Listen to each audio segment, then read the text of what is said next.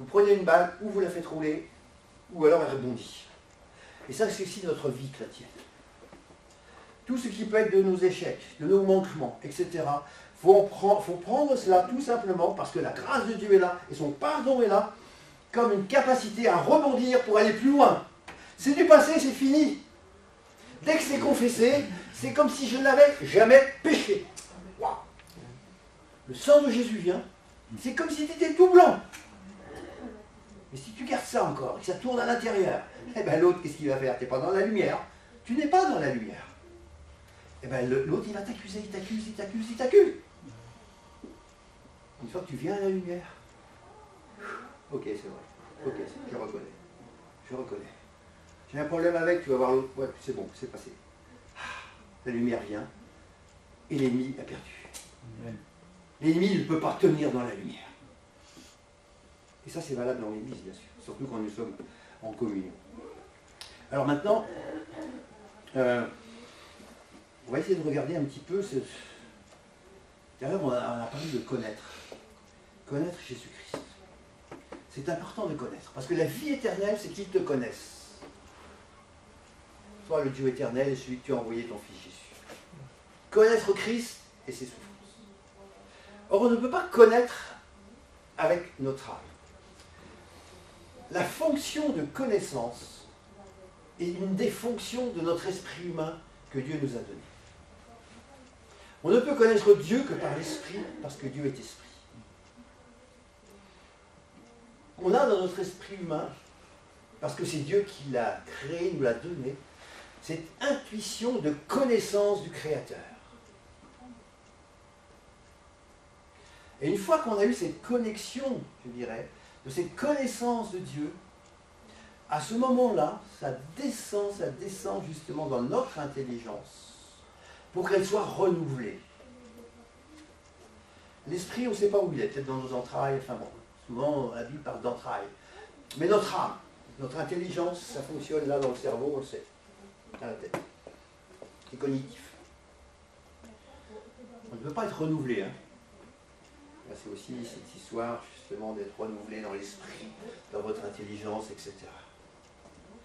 C'est une fonction de l'esprit humain. Une fonction de l'esprit humain qui descend dans notre intelligence. Et ça le fait par la foi. La clé, c'est la foi qui nous est donnée aussi. Dans cette connexion avec Dieu, dans l'esprit, ça descend, ça descend, ça descend. Ça vient de mon intelligence. Et après, ça descend dans mon corps aussi, qui lui va être béni. Même chose quand on a conscience, je veux dire, on le dit, hein. Les psychologues, ils sont paumés parce qu'ils mélangent tout. Pour eux, la conscience, tout ça, c'est dans l'âme, tout est dans le... Non. Nous sommes esprit, âme et corps. Et Dieu travaille toujours dans le sens d'esprit, âme et corps. Il vient du ciel jusqu'à notre terrestre. Pour que nos corps, eux-mêmes, jusqu'au bout des doigts de pied, soient bénis. Que tout votre être, esprit, âme et corps, soit conservé irrépréhensible jusqu'à l'avènement de notre Seigneur Jésus-Christ. Alors quand quelque chose vient dans ma conscience, je suis éclairé sur ce qui est selon le cœur de Dieu et pas selon le cœur de Dieu. À ce moment-là, ce qui va libérer ma volonté pour agir, ça va être une clé importante, c'est aussi l'obéissance. Je sais que c'est la vérité et je sais que c'est bon pour moi, alors j'obéis. Et je suis libre d'obéir. À ce moment-là, c'est la vérité de Dieu qui va me libérer dans mon action. Et après seulement, je reçois une clé qui s'appelle l'autorité. Et cette clé d'autorité me permet de bénir mon corps. Et de bénir les autres. Et d'avoir autorité sur toutes les puissances de l'enfer. Amen. C'est tout ça. La conscience, c'est l'esprit. Dieu nous a donné. C'est l'esprit qui revient à la vie d'ailleurs, hein, justement dans la nouvelle naissance. Une nouvelle création. Comme il a dit pour Israël, ça va bientôt arriver aussi un jour. Un nouveau cœur, un esprit nouveau. C'est un don de Dieu. C'est un don de Dieu, l'esprit nouveau. Et après, la foi nous est donnée. Au niveau individuel, c'est vrai. Trop souvent, David, par 3 fois, va dire, psaume 42, puis un peu plus loin, « Pourquoi t'as battu mon âme ?» On parle de l'âme. Ah, arrête de te plaindre, ça suffit maintenant. Qu'est-ce que ça veut dire? Ça veut dire que David a compris que par son esprit humain, avec l'esprit de Dieu, il pouvait prendre autorité sur son âme. Arrête de te plaindre, arrête. Gna, gna, gna, gna, gna, gna, gna. C'est moi qui commande ici. C'est ton esprit qui commande sur ton âme. Et quand ton esprit commande sur ton âme, commande aussi sur ton corps. Ça marche. Ça marche. Et tout ce qui est en dysfonctionnement dans ton corps, tu commandes. Allez. Tu commandes maintenant. Est-ce que tu as autorité? C'est la même chose vis-à-vis des autres. Là, je peux vous dire que l'autre, celui des ténèbres, il n'aime pas du tout qu'on prenne autorité. L'autorité nous a été donnée. Amen. Pour marcher justement sur les serpents, sur tout ce qui est terrestre, sur tout ce qui est charnel et sur tout ce qui est diabolique. Et qu'on soit connecté à la sagesse d'en haut, qui est premièrement pure, pacifique, à la paix, pleine de bons fruits, sans hypocrisie. Regardez dans Jacques chapitre 5. Alors, on ne peut donc connaître Dieu que par l'Esprit. Et une fois qu'on le connaît par l'Esprit, on peut comprendre Dieu. Ok? C'est pas avec l'intelligence qu'on comprend Dieu. Si nous n'avons pas cette connexion, je dirais, avec l'Esprit, dans un renouvellement, nous ne comprendrons jamais ce que Dieu est en train de faire. Nous ne comprendrons pas les prophéties des temps de la fin. Nous ne pouvons pas comprendre ce que Dieu fait aujourd'hui dans l'Église. Ça, c'est important de comprendre ce que Dieu veut faire dans l'Église. Mais pour ça, il nous faut la révélation avant tout, qui vient dans notre esprit humain par l'Esprit de Dieu. Ok? Et à ce moment-là, il y a une compréhension qui vient. Au travers d'une vision, on peut comprendre. Amen. Mais je reviens à la position principale. La promission,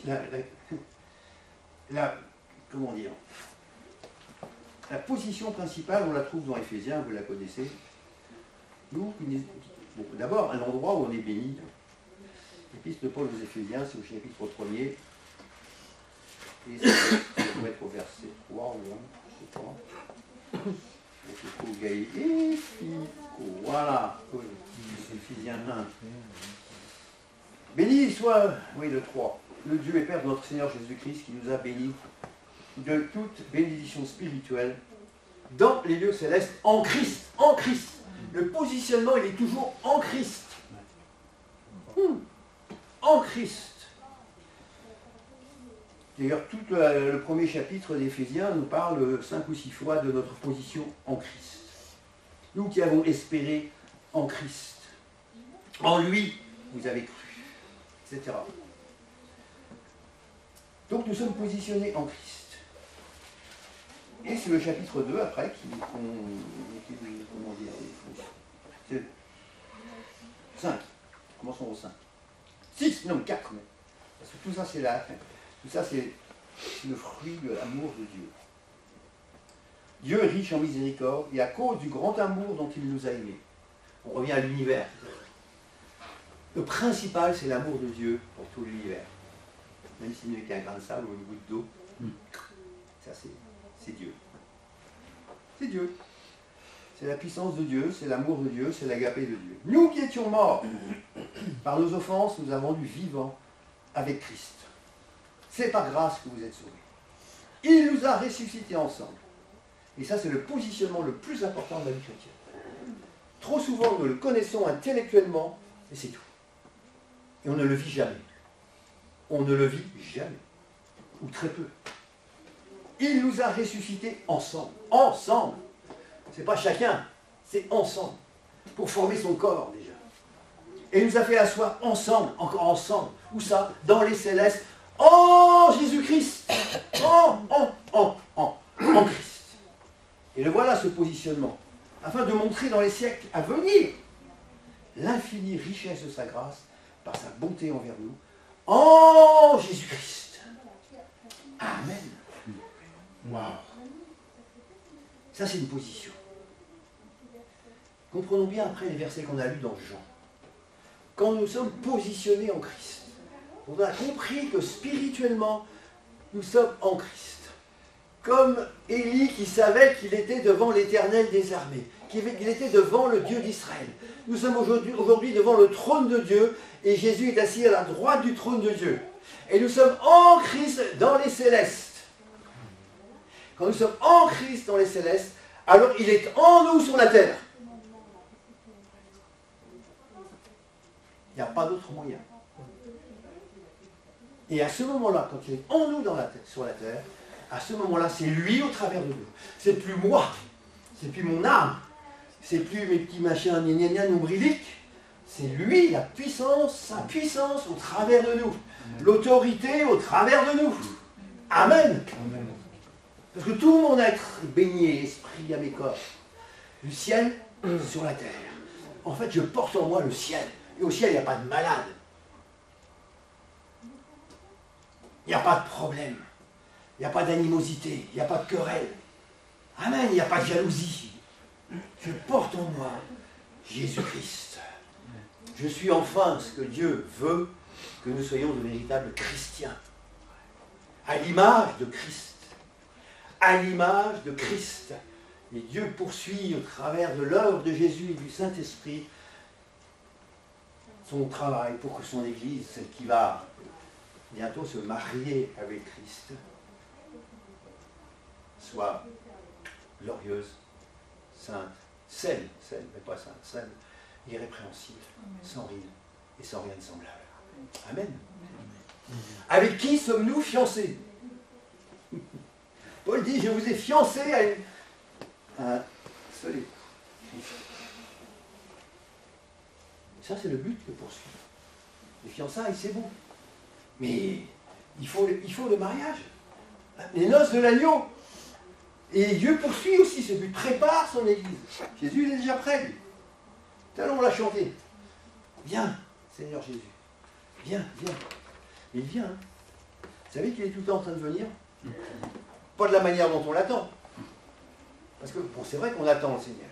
On attend son avènement, c'est vrai. On va s'arrêter encore. On attend son avènement. Pas de problème. Encore un petit verset dans l'Acte. On a encore 2 minutes. Livre des Actes, chapitre 1er.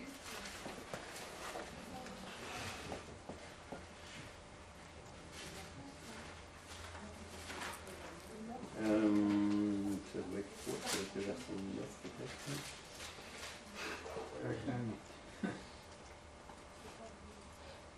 Bon, Jésus donne ses ordres, etc. Vous recevrez une puissance avant de partir. Hein. Et vous serez mes témoins. Verset 9.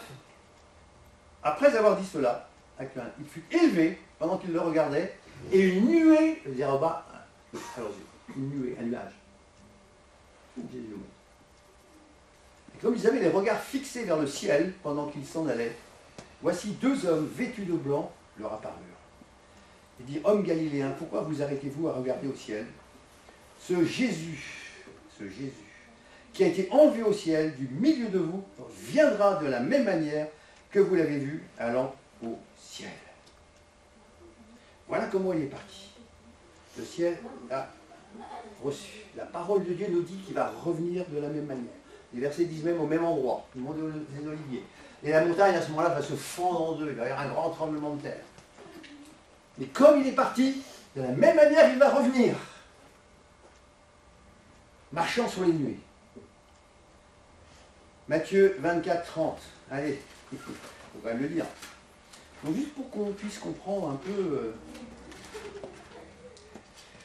si même Jésus, aujourd'hui, s'est positionné dans les nuées, tu sais, il y a les nuées, il y a les nuages qu'on voit, physiques, naturels, normaux, et puis il y a les nuages de Dieu. Il y a toujours un naturel et il y a toujours un spirituel. Ok? Il y a toujours les cieux d'en haut et les cieux d'en bas. Et Jésus est à la fois dans les deux. Toujours dans le ciel, mais il peut venir vers nous. C'était il y a un mardi, il y a peut-être 2 semaines, je crois. C'était dans la réunion du mardi soir, non, vendredi soir. Il y avait vraiment une présence, j'ai vu cette nuée qui nous enveloppait. C'est un peu comme vous savez, un bon brouillard qui bouge. Et, hein, quand le soleil se lève, là, c'est super. Hein, ça bouge là. Et je savais que le Seigneur était dedans. Parce que la Bible nous dit. Quand on a une vision comme ça, pouf. Et puis il y avait Greg qui grattait sa guitare, mais il grattait sa guitare. C'est tout ce qu'il pouvait faire. Parce qu'il avait, je dirais, comment on appelle ça là? Tendinite. Tendinite, il avait 7 jours d'antibiotiques, il ne pouvait même pas lever le bras. Et il grattait, il dit, oh ça fait rien, je vais quand même jouer. J'ai vu la nuée l'envelopper. Je dis, maintenant on peut tendre les mains vers lui, parce que le Seigneur est là, l'enveloppe dans la nuée, et il va être guéri. C'est ce qui s'est passé. Le lendemain matin, je suis passé pour le café, pouf, ah, son bras était comme un moulinet. Voilà. Dieu dans la nuée, Dieu bouge, Dieu se meut. Alors c'est, qu'est-ce que j'avais dit, Matthieu 25, 24, 30 24, 30. Alors le signe de l'homme paraîtra dans le ciel, toutes les tribus de la terre se lamenteront, elles verront le Fils de l'homme venant sur les nuées du ciel, avec puissance et une grande gloire. Il vient pour nous déjà. Nos yeux doivent être restés fixés. La centralité de Jésus-Christ. Il doit toujours être au centre. Même si on le voit là, on ne le voit pas, il est là. Matthieu 26, 64. Matthieu 26, 64. Il y a beaucoup de versets dans ce passage. Vous verrez désormais le Fils de l'homme assis à la droite de la puissance de Dieu et venant sur les nuées du ciel. À qui il a encore dit Jésus? Vous verrez désormais quoi? À Nathanaël. Vous verrez désormais, à partir de ce moment-là, vous verrez le ciel ouvert. Il n'a jamais été fermé depuis. Et les anges de Dieu monter et descendre sur le Fils de l'homme. Pour Jésus, mais aujourd'hui nous sommes ses fils. Nous sommes ses fils. Nous sommes des fils de l'homme. Le ciel est toujours ouvert sur nous. Et les anges de Dieu, même si on ne les voit pas, ils sont là. Étienne l'a vu aussi. Il a vu le ciel s'ouvrir. Et le Fils de Dieu debout à la droite. Waouh. Les cieux. Les cieux. Marchons sur les... On pourrait lire aussi, malheureusement, dans les psaumes, des nuages. Une place cachée pour lui. Il délivre ses fidèles, mais en jugeant aussi ceux qui sont contre nous.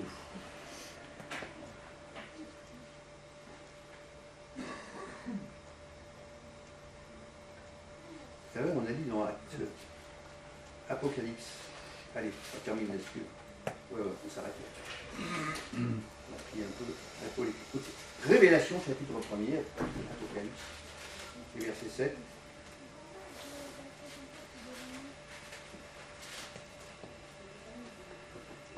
Voici, Apocalypse 1, 7. Voici, il vient avec les nuées. Tout œil le verra, même ceux qui l'ont percé, et toutes les tribus de la terre se lamenteront à cause de lui. Oui, amen. Il y a un moment, les gens vont le voir. De manière réelle, de manière physique.